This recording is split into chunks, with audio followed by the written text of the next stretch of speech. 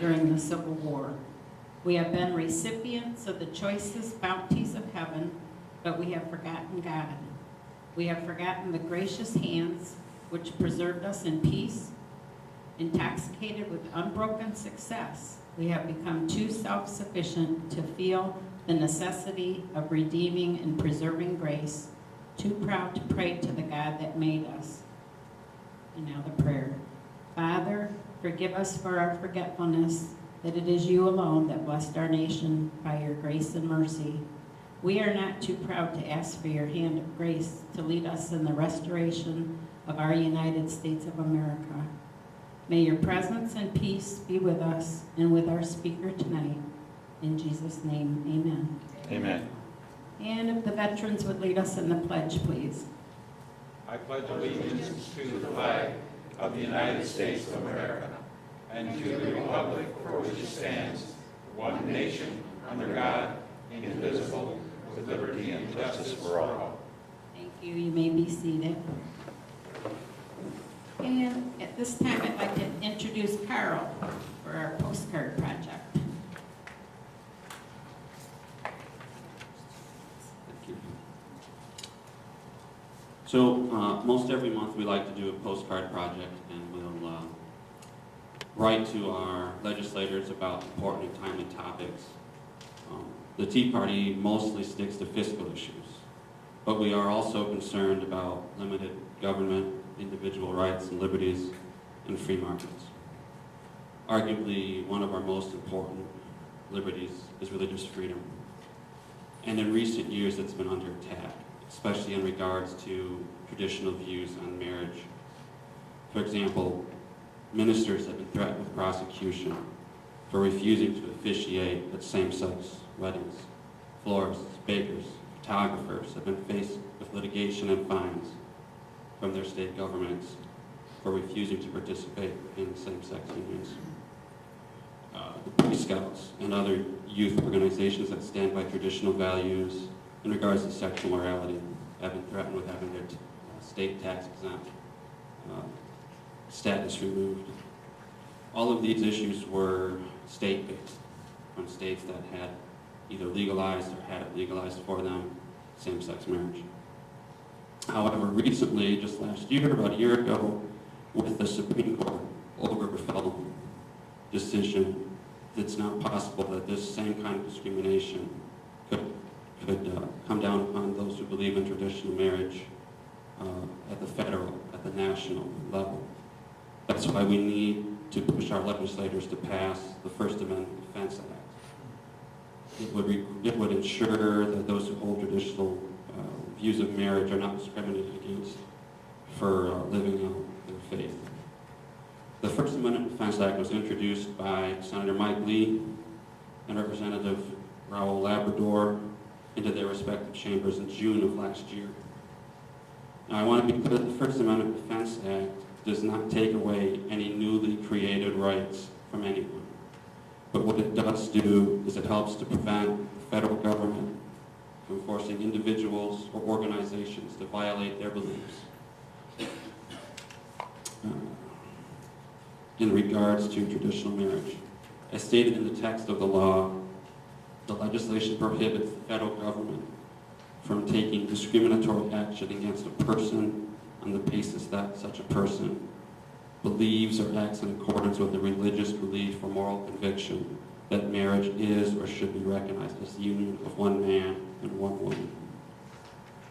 The First Amendment Defense Act would protect a wide array of persons, including individuals and organizations. It would protect nonprofits and for-profit businesses. And it would do so regardless of their religious affiliation. So business owners, faith communities, religious colleges, and other faith-based organizations would all be protected.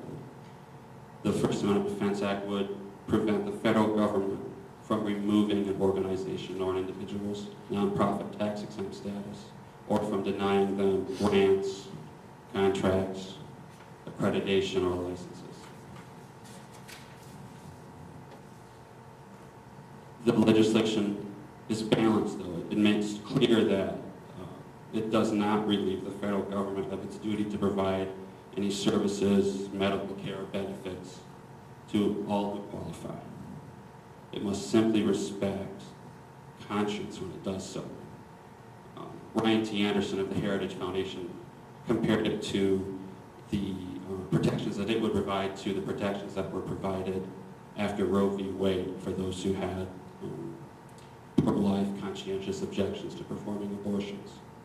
The First Amendment Defense Act itself states that it would protect the free exercise of religious beliefs and moral convictions about marriage and encourage private citizens and institutions to demonstrate tolerance for those beliefs and convictions, and therefore contribute to more respectful, diverse, and peaceful society. So as of now, the Religious Freedom Defense Act has been in committee for over a year. So we need to write to Representative Jason Chavez, who is the chairman of the House Oversight and Reform Committee, and Senator Chuck Grassley. He's the chairman of the Senate Judiciary Committee, and urge them to move on this legislation, to get it out of the committee and into the larger chamber. As of now, neither Representative Candace Miller nor our two senators, Senator Debbie Stabenow, Senator Gary Peters, none of them have supported this legislation. So we should also write to them and urge them to support it as well.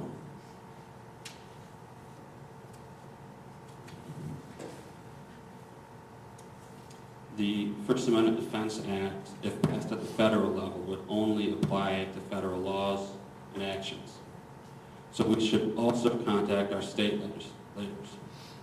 That's Representative Howell, Senator Mike Green, and urge them to pass similar legislation at the state level so that people in the state of Michigan couldn't be discriminated against for their traditional views on marriage. So after the meeting, I'll be over here in the corner. I'll have an information packet. I'll have postcards for you, 3 for $1, and it's another very useful piece of information that Heritage put out. And so I would encourage you to participate and write to your elected representatives. Thank you.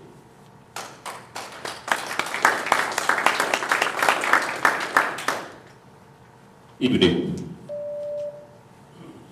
I'm here to introduce our featured speaker tonight, who is Edward Ronders, who's the Director of Veteran Affairs here in Lapeer County. And Ed has an office in downtown Lapeer, and I really don't have a bio on him, so I'm just going to come up and start talking and let you guys ask all the questions you want. Maybe we should switch with this.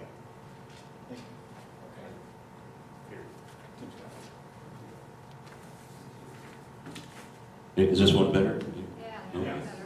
Okay, Ed, take this one. Okay.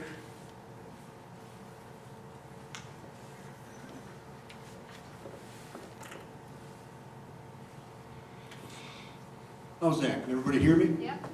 Awesome. Good evening. How many folks in here are veterans? How many folks have, keep your hands up please. How many folks in here have a veteran in their immediate family? Husband, brother, sister, wife? How many people, keep your hands up, how many people know a veteran, maybe from church, bowling, whatever? Okay, what about maybe in the neighborhood? Well, some of them, most of us have been touched by a veteran. And I want to say thank you so very much for inviting me. As mentioned, my name is Ed Ronders. I'm Director of Lapeer County Veterans Affairs. I came on board 20 April of 2015. Been going non-stop ever since. I was invited to an earlier meeting, April meeting. It was on a Friday night, short notice, I couldn't make it, so I said, doggone it, please be sure to invite me back. It was just scheduling conflict. And you did, and I'm thankful. Thank you very much. Before I start out on our mission at the Department of Veterans Affairs, I'll give you a little bit of background on myself so you know where I'm coming from. I'm a recovering sports writer. My dream was to be a sports writer as a kid. and I became that. But in between, I was born in Wyandotte, Michigan, raised downriver in Lincoln Park. Went to high school in Detroit, so I guess that makes me diverse, I don't know. Didn't have money to go to college, so I got in the meat business. And my first boss was a World War II Navy veteran. And I kept getting these letters from the Selective Service. And I had a buddy, lived about 4 blocks away. He was 12 days older than me. And he'd get the letter first. Next week, I'd get the same letter, so I knew what was coming. And my boss, the Navy vet, said, "You don't want to go in the Army, son. You want 3 squares a day and a clean rack at night. Go see my uncle, Tony. He's a Navy recruiter." So I did. And I got a really good deal in the Navy because they were going to help me become a journalist. So I went down to be sworn in. It was August 25th, 1965. And I asked the commander who swore me in, I said, "I got one request." "What's that?" I said, "I want one phone call after I take the oath." He said, "You're not going to jail, son." I said, "I don't know that, but I want one phone call." I said, "Okay." "So who are you going to call?" I said, "The draft board." So I did. And they answered the phone, told my name, and I said, "Look, I was supposed to be down there Tuesday morning for my induction physical at Fort Wayne. I want to tell you, I'm not going to be able to make it." "Well, why not?" "Well, I enlisted in the Navy. You take the Army and do with it what you want." He said, "Well, when'd you do that?" I said, "About 5 minutes ago." Boom. So I served 3 years as a journalist in the Navy, Naval Air Station Memphis, which is in Millington, Tennessee. It's still there. It's a skeleton of itself. And I got out, went back to school, Michigan State, became a sports editor there at the State News. Got a job afterwards, a small paper in Ohio. Ended up at the Flint Journal several years later, where I eventually retired. Got out of sports, went into general news, education, government, veterans affairs, you name it. I did a little bit of everything, and I enjoyed it.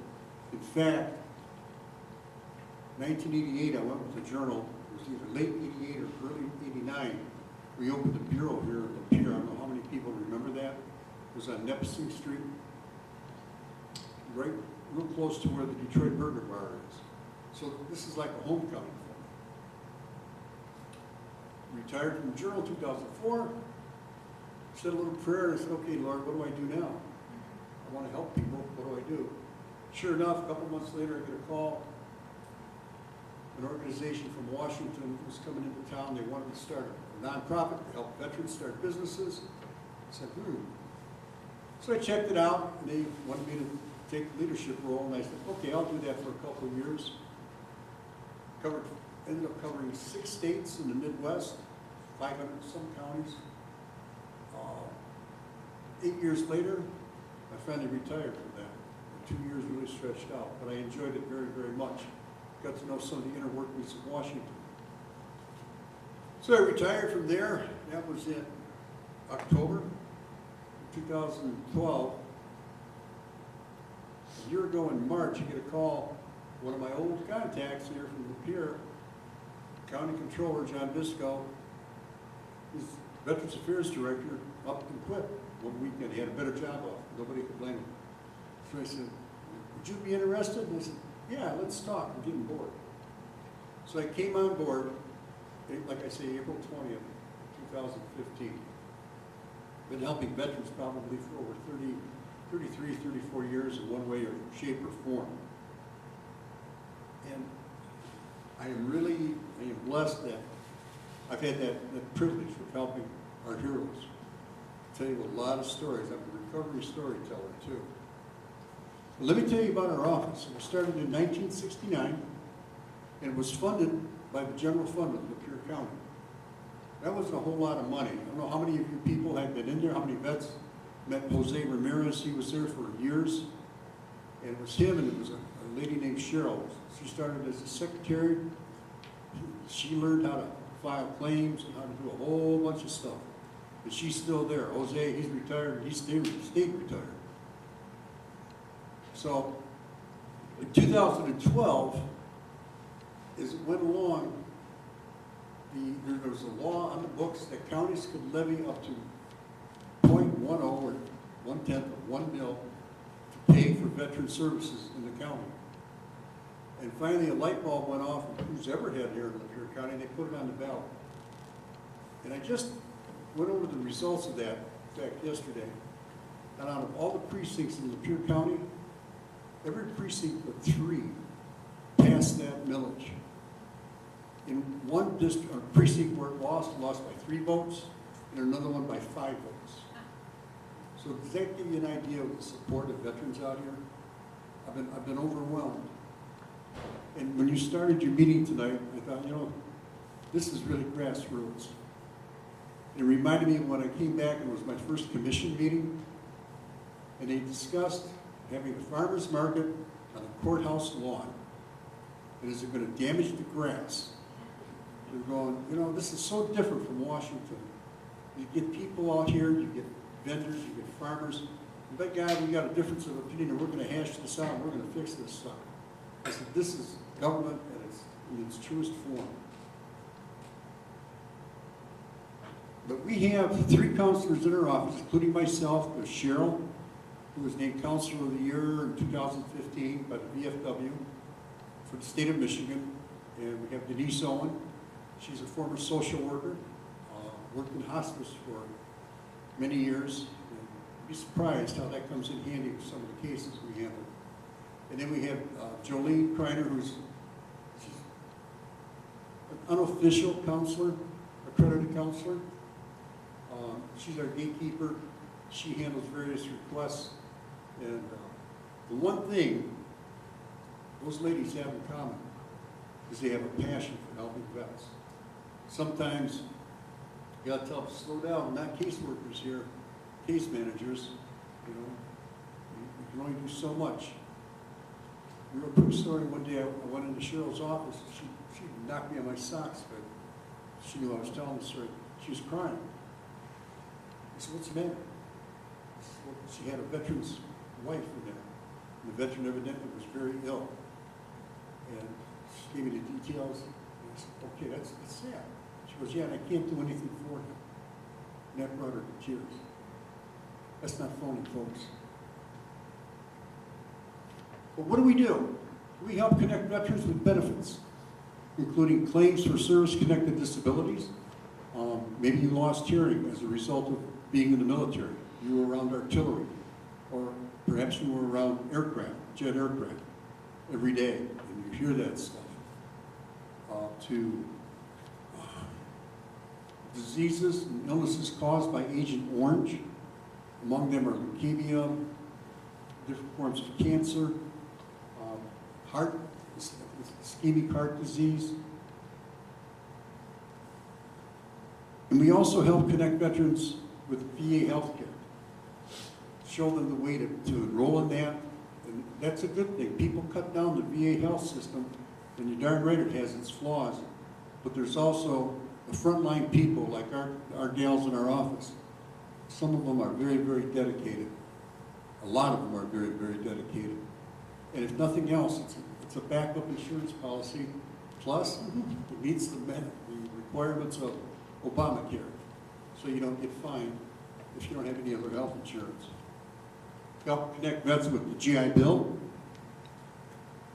Pension. There's a pension based on income. And burial privileges. Another quick story. We had a series of workshops in June, and we put together a road trip to Great Lakes National Cemetery out in Holly. 46 people signed up, 42 showed up. One of the guys, his car broke down at McLaren, in front of McLaren. He was really cheesed that he couldn't make it. I wish he'd have called us, we'd have picked him up.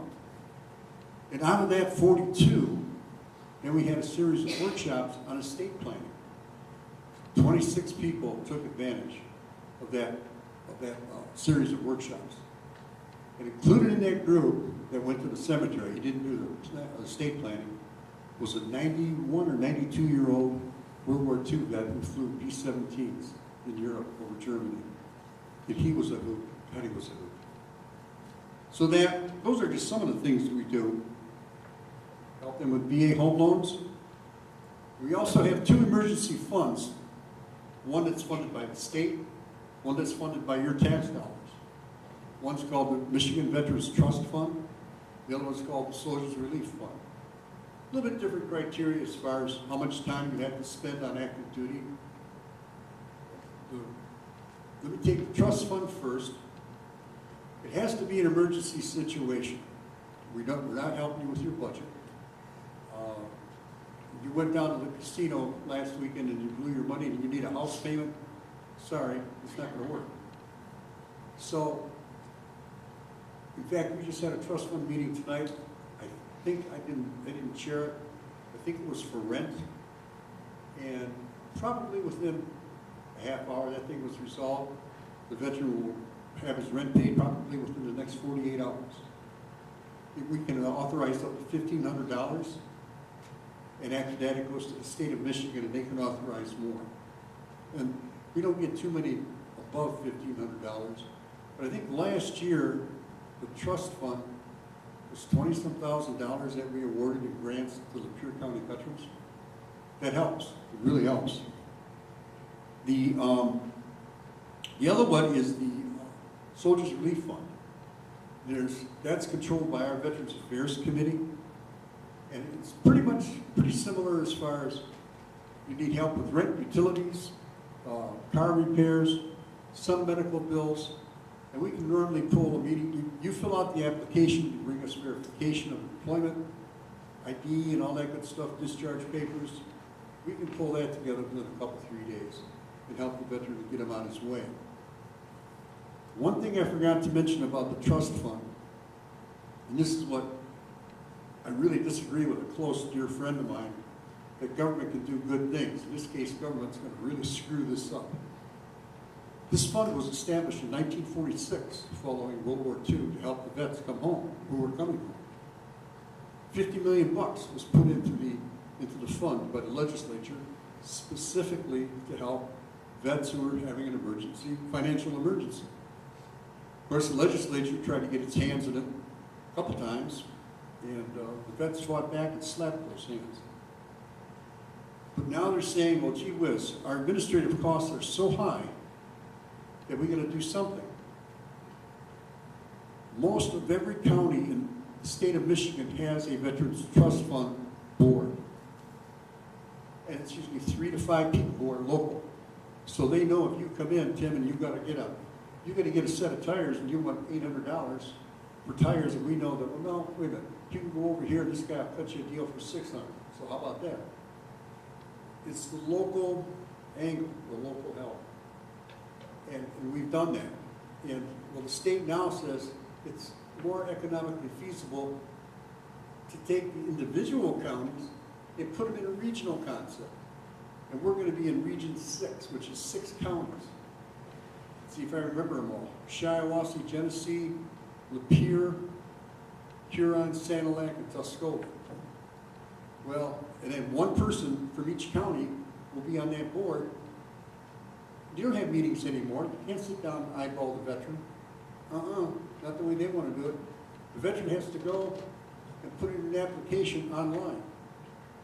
And then the board members get it online, they review it individually, and they send their vote to Lansing.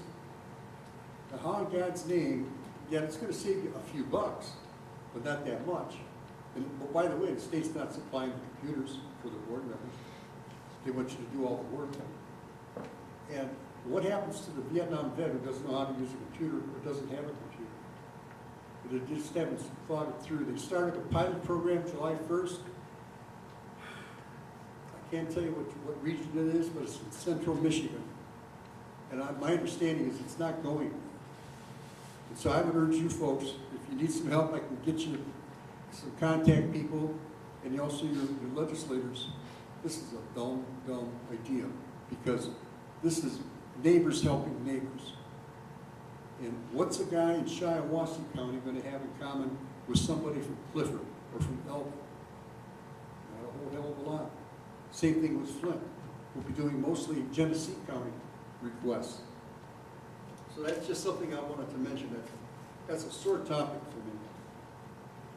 Another program we have is our transportation program through the DAV, Disabled American Vets. and through the county. If you're a vet and you have a medical appointment at a VA medical facility, be it Ann Arbor, Saginaw, or Detroit, or at an outpatient clinic, Yale or Flint, first come, first serve. Excuse me.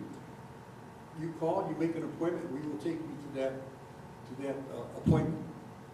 And VA has now gone into the choice program, so if you can't get the treatment within X number of days, and you live, I think it's more than 40 miles from the nearest VA medical center, you can get an appointment in the private sector. So you get the medical care you need in a quicker fashion. And we're just now getting into that. And a little shameless commercial here. We have all volunteer drivers.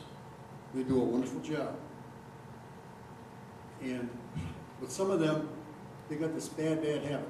They take off and go south for the winter. So I'm usually short of drivers in the wintertime. So if anybody's retired, wants to have a little, we work around your schedule. You tell us when you're available, and wants to meet some really, really good people and spend a few hours a week, a month, whatever you care for, give us a call. In fact, we're going to have a pizza party for drivers and potential drivers. September 16th, I think, is the date. But you'll be hearing about that. We need some volunteers. So let me tell you about some numbers. Every year, the VA puts out what's called the GDX, something about geographical demographic numbers, and it looks across the country in the value of the benefits that are paid out state by state, county by county. Michigan gets its report card, Lapeer County gets its report card. I think it's around June, came out this year. And the millage that you folks pay, it's $5 per 1,000 taxable value. That goes to fund our office. Our estimated revenue this year will be $265,000. It's a lot of money. However, all these benefits I've told you about, the VA puts a price tag on it. How much money are they paying out? Well, let me tell you. We have 6,600 veterans in Lapeer County. Last year, the VA paid out $31 million in benefits to Lapeer County veterans. Among that, and our population, by the way, we rank in the mid-20s in the state of Michigan. We're 25th. So we're not quite in the middle. We had $30.9 million dispersed in benefits last year. We're ranking 26th in the state. In compensation and pension, compensation for service-connected disability and so forth, $19.3 million, 21st. Medical care, $9.7 million. Education, $1.6. Excuse me. In a previous year, 2014, the number was $29.9 million, so we went up $1 million in 1 year, which is a good thing. It's growing. Compensation and pension stayed about the same, 19.2. Medical care was 8.7. That ranked 31st. And one other look at 2013. I don't have doggone total on here, son of a gun. Compensation and pension was $16 million, and medical care was $8.3 million. So it's growing, it's trending up. The girls are doing their job.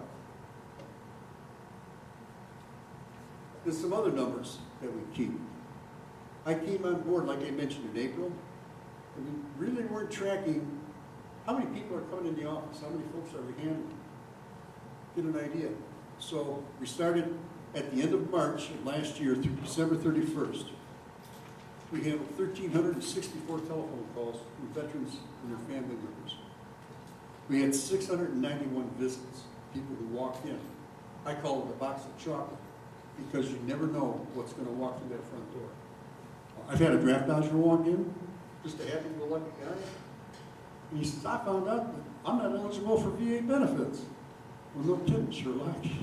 You know, live in Canada for 3 years and come back and try to collect a pension.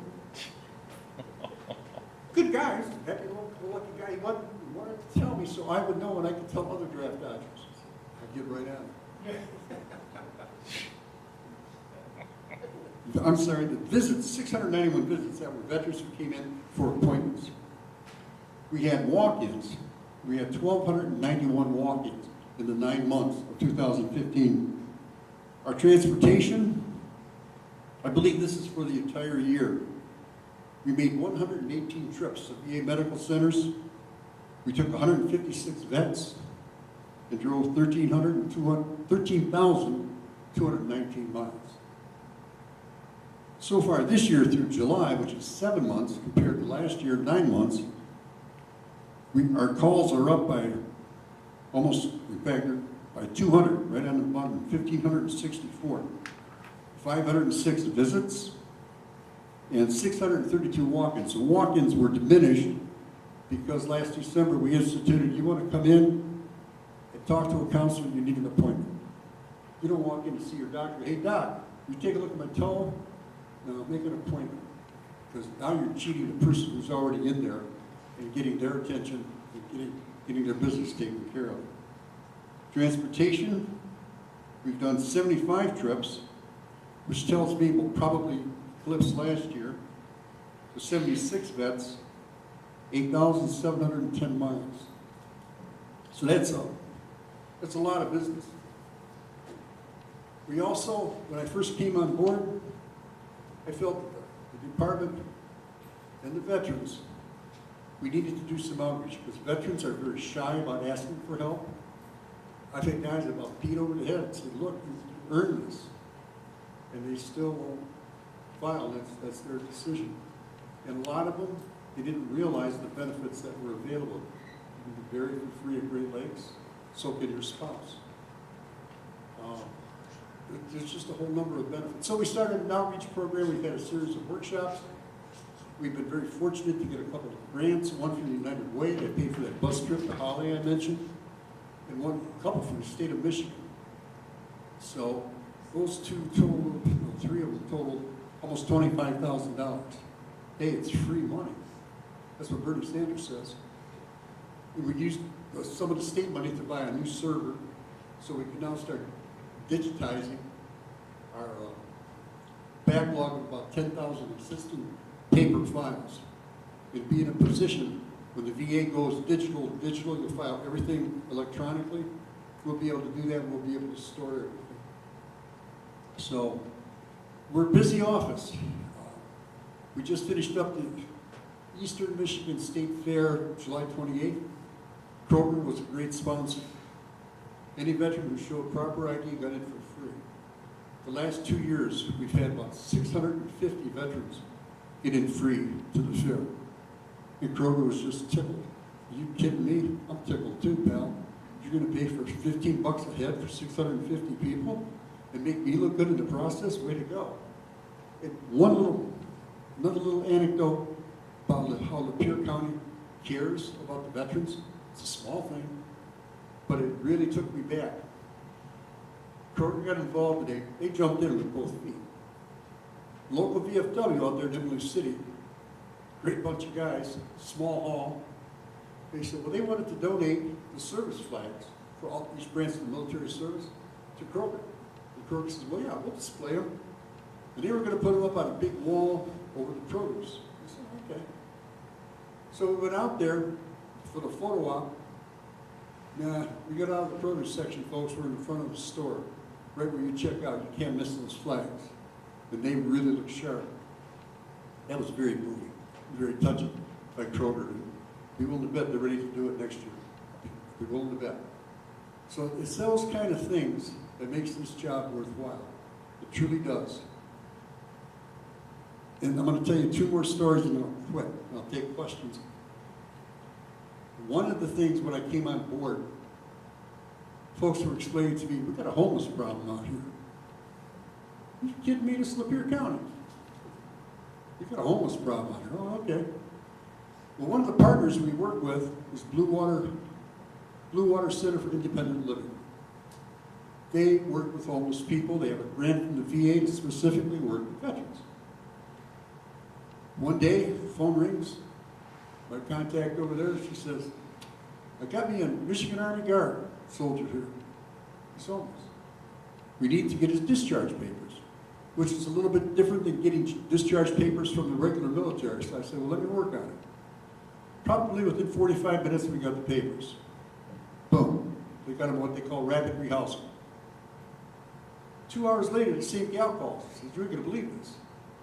You know, okay, what? "I got another National Guard member. This time it's a female.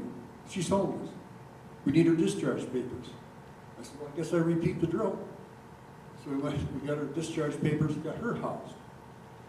Fast forward 7, 8 months, I get an email from my contact at Blue Water.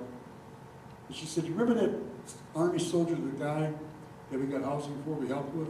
And I said, "Yeah." Well, that was kind of an awakening for him. And I don't know if you could say he hit bottom or the light bulb went off, but he had a son, a young son. And he realized, what in the hell am I doing with my life? I got to get it together so I can provide a good life for my son. So he chose to enlist in the regular army.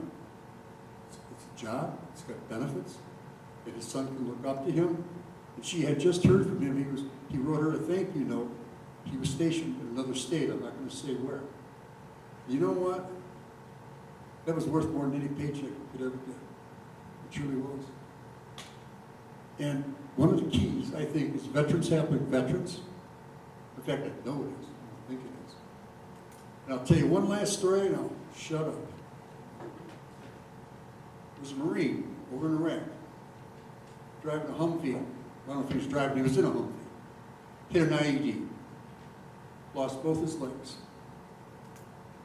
His buddy pulled him out of the car, saved his life.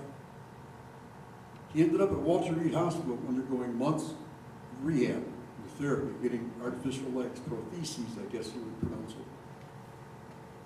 It was a moving story, how one Marine saved another Marine. USA Today went in and did a story on this young Marine. And they said, "Okay, you know, you're rebuilding your life. Now what are you going to do?" Well, they wanted to go back to Iraq, but that was out of the question. Shows you the spirit of those Marines. So he decided he wanted to go back to Paducah, Kentucky, his hometown. And he wanted to open a business, a restaurant of some sort. Okay, that's an admirable goal. Well, now we enter a third Marine from Detroit, Michigan. Read the story. He's a businessman, very successful businessman. And he befriended that Marine. Went to visit him, talked with him, got to know him. And he says, "You really want to do a business, huh?" And he goes, "Yep." Okay. So he set him up in Paducah, Kentucky. My friend from the VA was there for the grand opening. He's the one who first told me this story. And my friend, he asked the Marine, he goes, "Well, you know, you're still a little bit limited in your mobility. Who are you going to get to do the grunt work around here? Lifting cases of whatever. It's going to be a pizza shop." And he said, "Well, I'm going to hire as my general manager the Marine who saved my life and dragged my ass out of that Humvee." And I thought, how cool is that? The Marine from Detroit that helped these guys, and you've never seen one bit of publicity on this, because he doesn't want it. It was Mike Illich, one of the Red Wings and the Tigers, the Little Caesar. He set him up with a franchise. "Here you go, son, here's your dream," in Paducah, Kentucky. So I can't give away franchises, but I sure take the time to help vets. And I ask for your support. You want to be a driver, a volunteer, whatever you can do. I appreciate it. If you see a vet, you see him wearing a funny hat, he might be limping, buy him lunch. He'll be appreciative. Say thank you for your service. He'll be appreciative. So I'll take questions now. That's my story, and I'm sticking to it.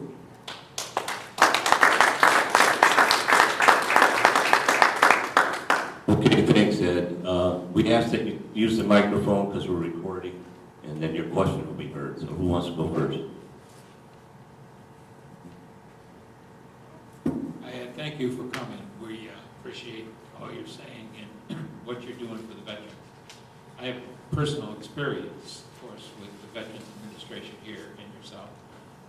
My little brother, for the last 3 years, he was a Iraqi war veteran. I've been taken to Saginaw that's the hospital here for at least once a month, usually twice a month. So I know that's quite a trip. and he's not working and he can't work, he's disabled. But I think the program you've started about helping people get there to those appointments is a very good one. And it's helped. He's taken you up on that offer a couple of times when I haven't been able to make it. But even better than that, I'm interested in this new program with veterans being able, if they live outside of 40 miles from a facility, being able to get medical assistance, doctors or hospitals or whatever, from the local area, because as you know, Lapeer is more than 40 miles from Saginaw Hospital, so I'm looking forward to that, and I think that ought to be a big asset. Can you tell me where we're at with that and that kind of stuff? Do you remember a couple of summers ago, the VA caught hell for the waiting list and getting in hospitals? That was a fiasco. Well, one of the solutions that they put on the table is what's called the choice program. And you have the 40-mile limit, I believe it is. If you have to wait more than 30 days to get in to see a doctor, you qualify for the choice. The way it works, and this is an oversimplification, but you have a primary care doctor at, let's say, Saginaw, or maybe you're seeing a specialist, maybe an orthopedic doctor. And if you need treatment that they don't have, or you live outside that boundary, you can call, there's an 800 number that you call the VA. Of course, they'll have your records, and they'll see it, and they'll say, okay, and they get back with you, and they set up the appointment in the private sector. And it's not only for physical, what's the word I want, physical attention, physical health, but also for mental health counseling, which is huge with PTSD. And one of the things that just, wow, within the last month came down, I don't know why they don't shout it from the rooftops, but Lapeer Community Mental Health has been selected as a VA choice site. So if you're you need mental health counseling and you're too far away to go to Saginaw, you can go there and you get it for $0. So that's how it works. If he has any questions, have him call our office and we'll get him the number, away you go. Any more questions? Anybody?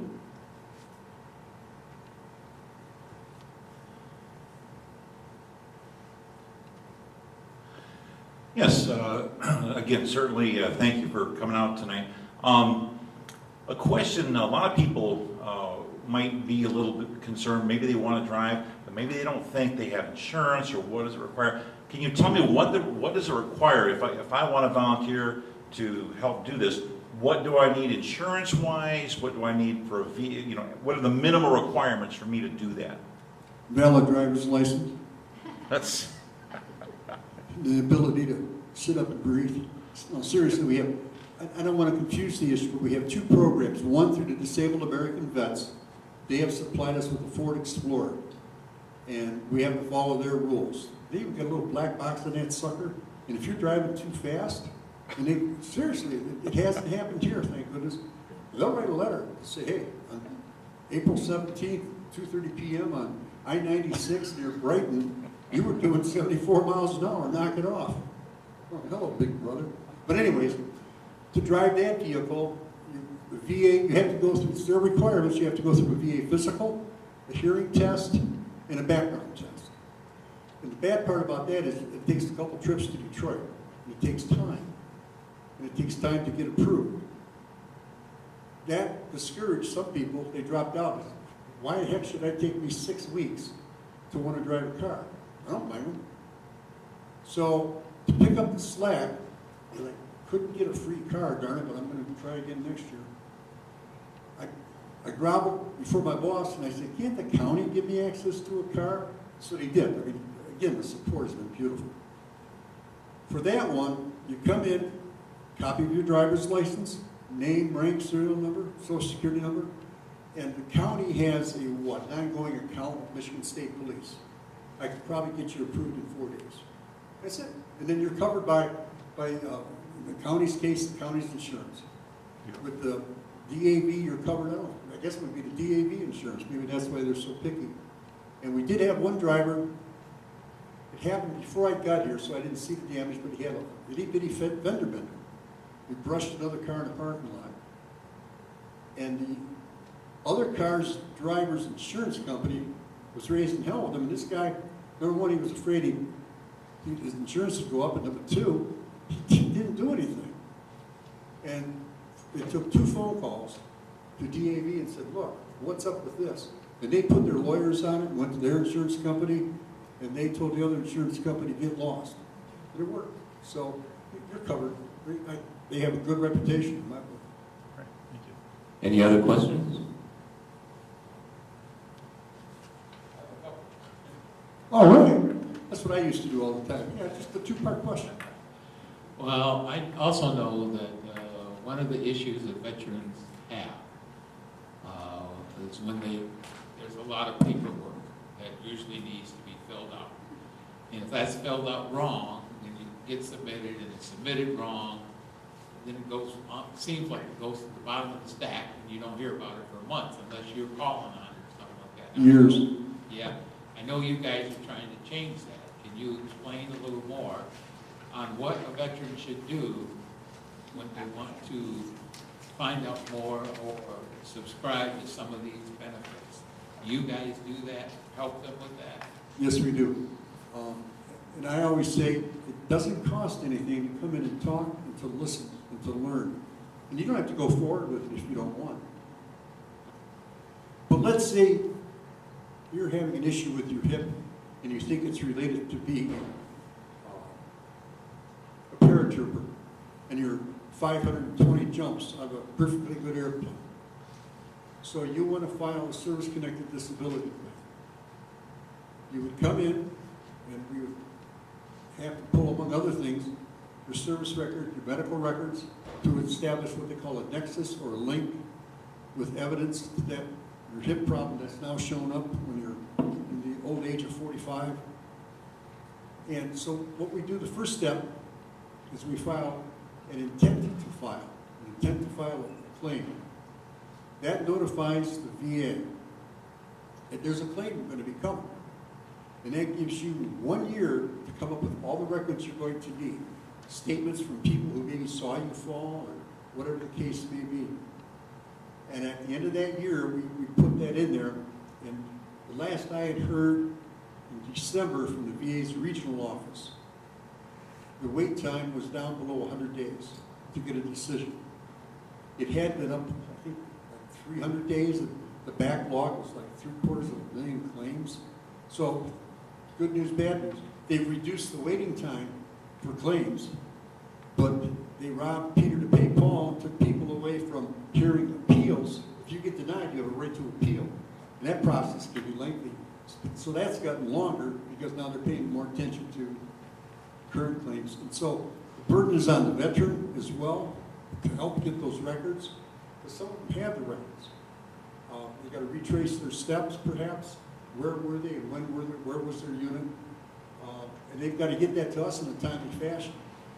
I had a guy call one day, Cheryl was off, and he was filing a claim, and we were close to getting it wrapped up, or she was. And he says, well, she asked me to get my medical records, and I really haven't had time to get down there, so can I drop them off, and can you fax them off to the VA? I said, well, how many pages you got, pal? 500. You kidding me? You waited this long? Somehow we worked it out. So it's not always the VA's fault, it's not always our fault. There's different factors involved. You guys help them fill that paperwork out. Yep. Oh yeah. What I do is, here's the paperwork, here's what you gotta do, here's what you gotta fill out. If it's lengthy, bring it back and I'll double check it. Then I like to let it sit for a day or two, and then I'll check with Denise and Cheryl and make sure I got everything correct. So it's like triple check. Then from there, we send it off, they assign a power of attorney, which will be a veteran service organization. Let's pick on the Legion. They go through it. So when the VA gets it, it should be in ship shape. Any more questions?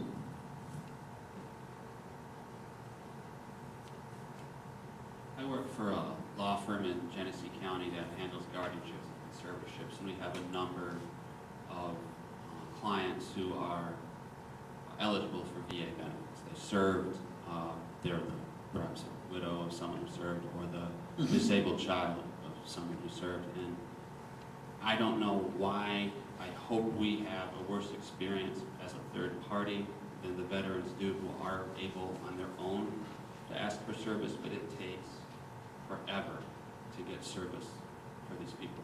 Not so much medical, but if they're entitled to a pension or disability or something like that. Is there any program, and I know this is a different county, to help expedite that? And a lot of times it is an issue of these could be guys coming in off the street. Their family typically isn't cooperative. That's why we're involved. They have no one else. And it can be very difficult to find the documents that are necessary as well. Are you talking about the fiduciary program? Yes. Yeah. Okay. Can you explain that real brief for the people, what that is? Yeah, so if there's a veteran who perhaps they have mental illness, they cannot function on their own very well, typically the probate court in that county would say, hey, this guy needs help, he needs a fiduciary to step in and handle his affairs for him. We're usually appointed by the probate court first, and then eventually, at some point in the future, VA will make us the fiduciary for VA benefits. So your question is there any way to expedite that? You put me in a trick bag, because I've lived in Genesee County, I served on the trust fund board there, and I served with Soldiers Relief, and I knew the what they call it, Veteran Services Department over there quite well. And all I can tell you is that we have a lot of people from Genesee County coming over to visit us. There's a reason for that. I'm not going to badmouth anybody. So again, there's a lot of factors. How fast do they handle the thing? And getting the paperwork in a timely fashion. And I understand fiduciary. There is a lot of paperwork even once you're approved. And I'm sure they do checks on your law firm if they appoint me for my nephew or whoever it might be. But you don't have to go to just Genesee County. Okay? We have, what do they call them? Field inspectors, field examiners. They're out of Indianapolis. And there's been some shenanigans going on in helping the elderly. There's some less than reputable people who are trying to rip them off. I'll give you one example real quick. It just makes my blood boil. Lady went to get a pension. Her husband had died. He was a vet. Went in, talked to the law firm. Sure, we'll do that for you. And by the way, you know, we can also, there was another benefit they were going to file for. Oh, no, she wanted to get the pension. That's what it was. And he said, well, golly, you need to file create a trust to protect your assets. That'll be $4,000 or $5,000. Thank you very much. And so, okay, but by the way, here, fill out these forms, which aren't that complicated to get a pension. She got those filled out. Went back. I said, hey, you're ready to rock and roll. Now, about that trust. She goes, well, I've changed my mind. I don't want it. I said, here, you go file your own claim. Nice guy. The feds are watching. But it's a good program, and it works. And conversely, some vets, they could be sitting on a bunch of money, and they're afraid to spend it. I had one investigator tell me, had a guy, $700,000. He was still pretty mobile. And he wanted to go to Disney World. I said, well, hell, go to Disney World. You got the money. Go. You can spend it. But it's to protect the veteran, the elderly person who maybe doesn't have all the faculties there. It's got good intentions. You've got to be careful, though. There's some people out there that will take advantage of vets. Any more questions?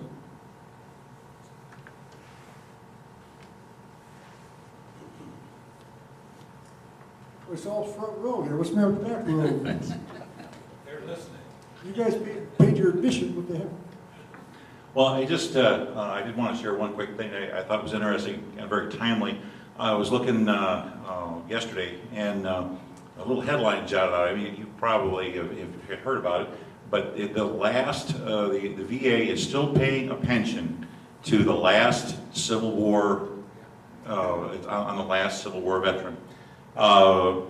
This lady, this was a serviceman, was Mose Triplett. He was born in 1846.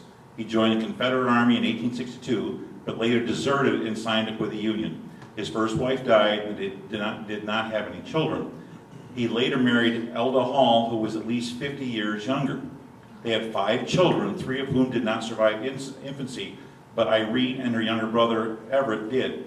Mose Triplett was born, was 83 when Irene, his daughter, was born, and nearly 87 when her brother Everett was born. So all these years later, I think she's currently 83, but it's the very last one. But the whole point on that was that they never forget, and they always follow through. And yeah, there's been a lot of problems, and there's been a lot of stuff that people are trying to address, but that whole theme of not leaving a man behind, that just really stuck out to me. So I just thought I'd share that. You're absolutely right. Never leave anyone behind. Never. Okay, any more questions?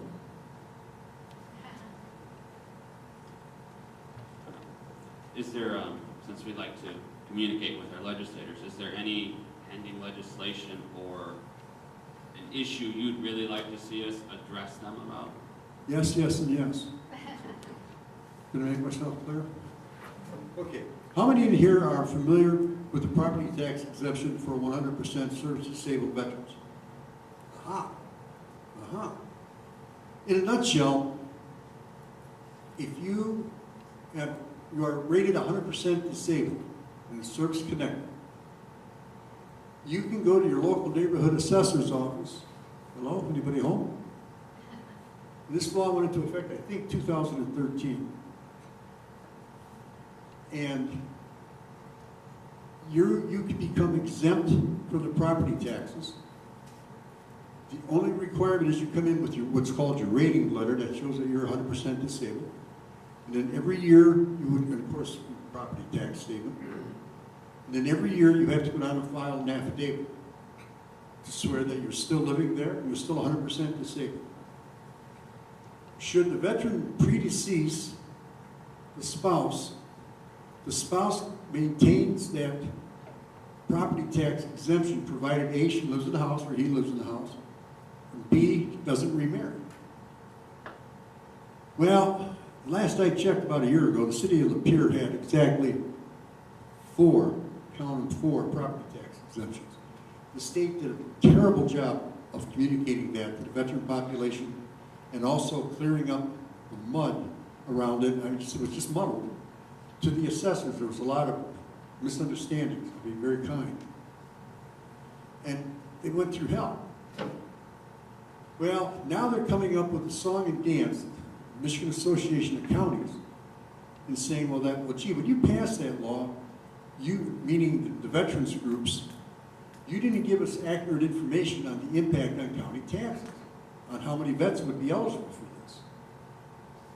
To which the former president of the Michigan Association of County Veterans Counselors, who lobbied for that bill and who worked very hard on it, had informed the Michigan Association of Counties these numbers are indeed accurate. So they had the accurate numbers. Well, they twisted them. They're going back to the legislature and saying, save us from ourselves. We're losing too much money. The state needs to make us whole. So what they're trying to do, instead of making it a property tax exemption, let's say you pay $2,500 a year property taxes. You don't have to pay that. What they want to do now is go ahead and pay it, and we're going to give you, don't hold me to this, $1,200 or $1,500 tax credit. What about the other $1,000, you fool?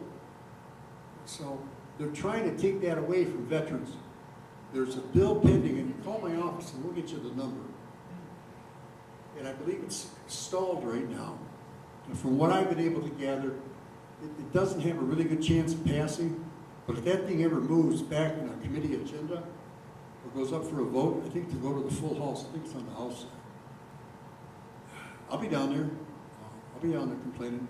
Give you an idea how screwed up that was when it first came out. The guy who talked me into going to the Navy, World War II vet, he died in 2011. When that exemption came out, I told his widow, she didn't have a whole heck of a lot of money. And you can get a property tax exemption. Still living there, not married. It was the city of Trenton. Went down there, here you go. Fill out the paperwork. Well, you're not eligible. We need another letter saying that your husband is still disabled.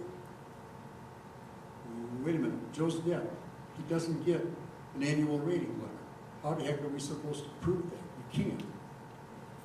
And she signed the affidavit, goes before the board of review, it's a slam dunk. We had to fight tooth and nail for her to keep that exemption. So that's something that's very, very, it's personal to me, and it's just not fair. And I'll get you that bill number, not a problem. If you got a card, I'll find it for you. Send me an email. Well, I will. I'll share some emails. It's just, thank God the legislature's out of town. You can't do any more harm, I don't think.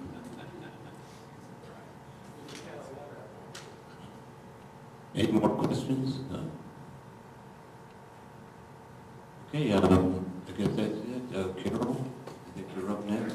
Thank you very much. Yes, thank you. Thank you.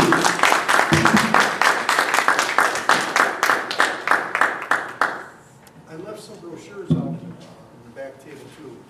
We also have started a support group for veterans. If you know a veteran needs some help, send them on over. I'm late, fell asleep.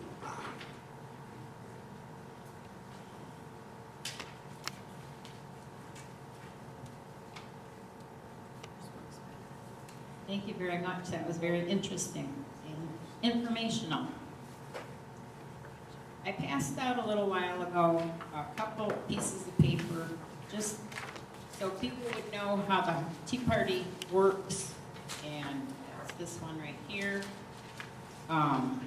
The other thing, people are always wondering what they can do to help us, and during this recess of the Congress, there's some ideas on the other piece of paper I gave you that you can call or write your congressman and remind them of some things on this list.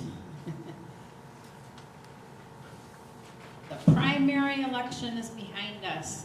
We look forward to the November elections and how we can best serve you during the few months between now and then. I'm not going to give anything away, but we got some stuff coming up in the next couple of months that you won't want to miss. And our announcements, our business planning meeting is Thursday, August 25th, a couple weeks away. It's held at the Sportsman's Club at 7 o'clock. Everybody's invited to it. It's not a leadership meeting, it's a planning. We want everyone's input into, are we doing things that you want us to do? Are there topics that you want covered that we're not covering? However you can help us out there, we'd appreciate that. Our next general meeting is going to be here at the Mayfield Township Hall on September 6th, tentatively. With the Labor Day weekend, we're not real sure how that's going to pan out, but that's how we tentatively have it set up, which is the return to our regular first Tuesday of the month meeting. Woods and Waters coming up at the Emily City Fairgrounds, September 9th, 10th, and 11th. It's always an enjoyable event to participate in. We need volunteers to help us with the booth. There's a sign-up sheet in the lobby. We ask that you please sign up on your way out if you're able to do that. We have it broken up into time increments on those days. And I guess that's about it, Tim. So, closing prayer. Oh, I mentioned that at the beginning too. We work on donations here, so we appreciate that if you get a drink, and we're going to return to bringing goodies to have. We appreciate your generous donations for that. And if you'd stand with me for the closing prayer, please. Father, we are grateful to be able to assemble without fear of retribution here. Send everyone out from this meeting in your hands of safety. Thanks for all your blessings.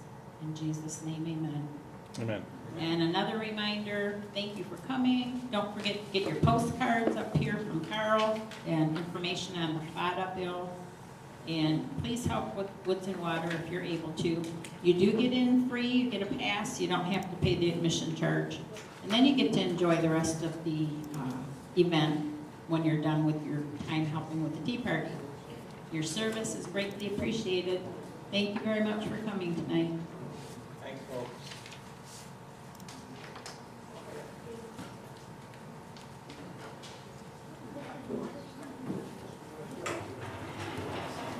Thank you very much.